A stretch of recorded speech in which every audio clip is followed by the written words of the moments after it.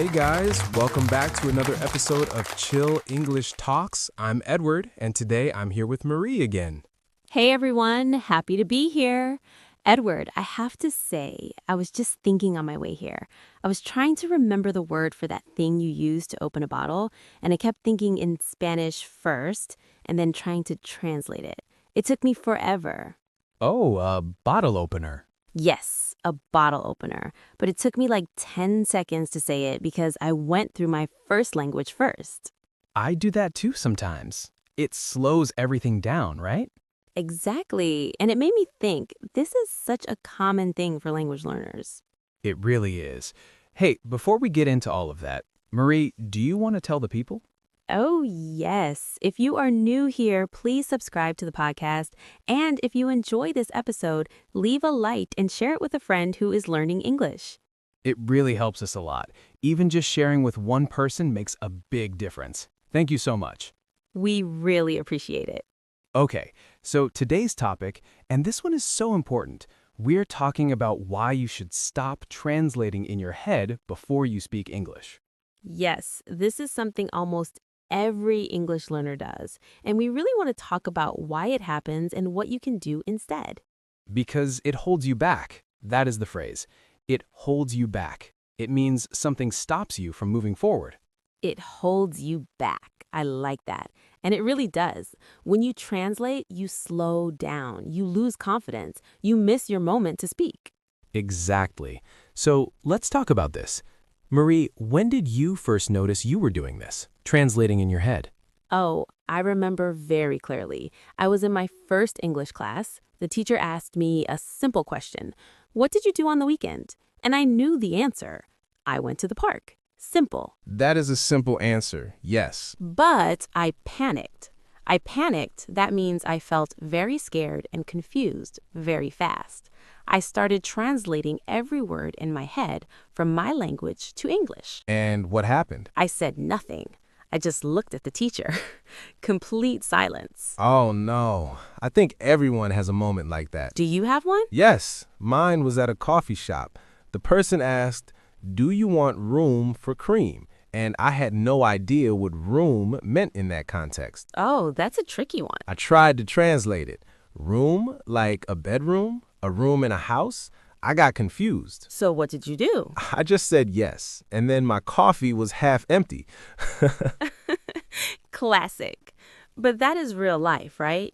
These moments happen. They do. And I think the problem is that when we translate, we are working with two languages at the same time. That is a lot of work for your brain. It is so much work. Your brain has to find the word in your language, then find the English word, then put the sentence together. By the time you finish, the conversation has moved on. Moved on. That means the conversation is already in a different place, a different topic. Right, and you feel left behind. Left behind, like everyone else is moving and you are still standing there. Exactly. Two great phrases right there. So why do we do it? Why do we translate? I think it is because we learned a language that way in school. The teacher gives you a word in your language and then the English word next to it. Like a list, column A, column B. Yes, and so your brain learns to always go back to column A first. That makes so much sense. It is a habit, something you do automatically without thinking. A habit, yes, and habits are hard to break. Hard to break, that means difficult to stop doing. But not impossible. That is the good news. Okay, so let's talk about what actually helps, because I think there are some real practical things people can do. I agree, and I want to start with something that really helped me. Think in English, not just speak in English. Oh, this is big. It means even when you are not talking, use English inside your head. When you wake up in the morning, think, I am tired. Not in your language, in English. Think in English. I love this. It's like a small exercise you can do every single day. Every day, and it's free. No app, no class, just your own mind. I started doing this when I was cooking. I would describe what I was doing in English. I'm cutting the tomato, I'm putting oil in the pan. That is such a good idea. Narrate your life. Narrate your life. That means tell the story of what you were doing, like a movie. I like that. You are the main character in your own English movie. Exactly. And nobody can hear you, so you do not feel embarrassed. Embarrassed. That means you feel uncomfortable because you think people are watching or judging you. Right. And that is another big reason people translate. They are embarrassed to make mistakes. Oh, this is so true. I was very embarrassed when I made mistakes in English. I thought people would laugh at me. Did they? No, never. People were always patient and kind, but in my head, I was so scared. I think most learners feel that way. It's not just you, Marie. Not at all. It's very common. And I think that fear, that feeling of being scared, that's actually what makes you translate more. You want to be perfect before you speak. Yes, you want to check everything first. Is this correct? Is this the right word? Is the grammar okay? And by the time you check everything, it's too late. Too late. Ugh, I know that feeling so well. So one thing I tell people is just start. Just open your mouth and start the sentence, even if you do not know how it will end. Really? Does that work? It does, because once you start, your brain follows. You are already in English mode. English mode. I like that. Like you switch a button. Exactly. Switch, that means you change from one thing to another, like a light switch. Switch to English mode. I'm going to use that. Please do. Okay, here's something else that helped me a lot. I stopped studying vocabulary as a list. What do you mean? So before, I had a notebook. On one side, the English word, on the other side, the translation in my language. Oh, I had that notebook too. Everyone has that notebook. But the problem is you always connect the English word to your language. You never connect it to a feeling or a picture. That is really interesting. So I changed my method. Instead of writing the translation, I write the English word and a small sentence or a small picture in my mind. So, for example, the word tired. Instead of writing the translation, you imagine the feeling of being tired. Yes, or I write tired. I feel tired after work. A real sentence, something I can connect to my life. That way, the word lives in English, not in your first language. Exactly. The word has its own home in English now. I love that. The word has its own home. That is a beautiful way to think about it. Thank you. I thought of it at 2 in the morning. Of course you did. You know me. I do. Marie is very organized, everyone. She probably had a color-coded notebook for this. I did have a color-coded notebook. I am not ashamed. I had a napkin with some words on it. Edward, a napkin? It was from a restaurant. It was handy. Handy. That means easy to use, available when you need it. See, even I teach vocabulary sometimes. Sometimes. Okay, so we talked about thinking in English, narrating your life, and learning words in English without translating. What else helps? I think watch and listen to English without subtitles, or at least without subtitles in your language. Oh, this one is hard for people. Very hard, but very important. When you read subtitles in your language, your brain reads the translation and ignores the English. Ignores. That means your brain does not pay attention to it.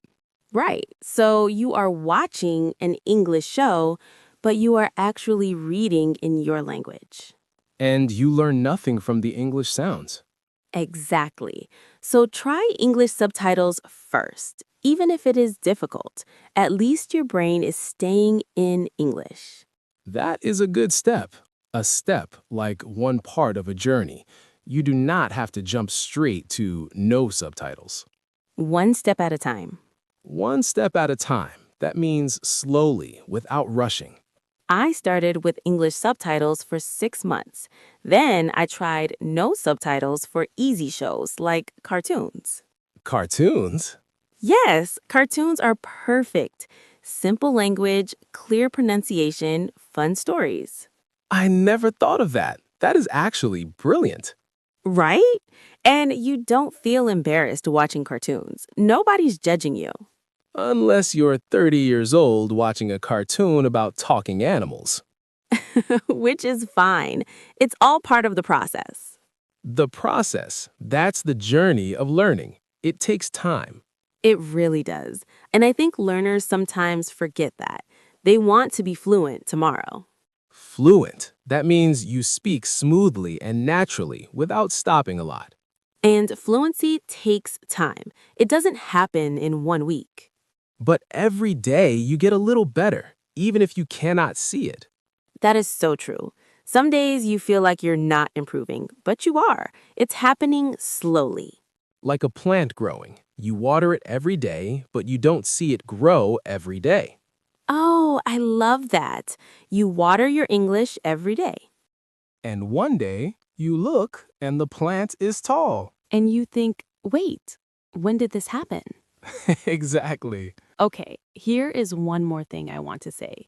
And this one is important. Tell me. Do not correct yourself in your head before you speak. Just speak. Say more. So many learners, they think of a sentence, then they check it, then they correct it, then they check again, and this all happens in their head, in their first language.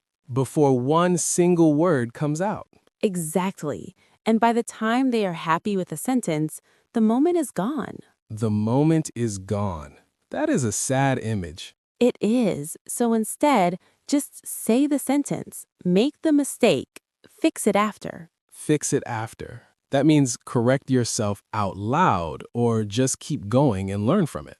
Native speakers make mistakes too. They fix them after. It is natural. That is a really good point. When I speak in English, I sometimes say the wrong word. And what do you do? I just keep going, or I say, sorry, I mean, and I correct it. I mean, that's a great phrase. You use it when you want to correct something you just said. I went to the store, the market. Exactly. Simple, natural, very useful. And nobody thinks you are bad at English. It's just talking. Just talking. Yes, that is the goal. Just talking. You know, when I think about all of this, it really comes down to one thing. What's that? Trust yourself. Trust that the words will come. Because if you've been studying, they will come. They will come. Maybe not perfectly, but they will come. And that's enough. Imperfect English is still English. Imperfect. That means not perfect, but still good, still useful. A sentence with one small mistake is still a sentence. It still communicates. And communication is the goal, not perfection. Not perfection. I want every listener to remember that. Write it down if you have to. Communication is the goal, not perfection. Beautiful. Okay, I think we covered a lot today. Let's start to wrap up. Yes, so today we talked about why we translate in our heads. It is a habit from school, and it comes from fear of making mistakes. And we talked about how to stop. Think in English, narrate your life, learn words without translating, watch content in English, and just start speaking without checking everything first. So many good tips in one episode. I hope this was helpful. I really do, because this is one of the biggest things that holds learners back. Holds them back. There's that phrase again. We used it at the beginning.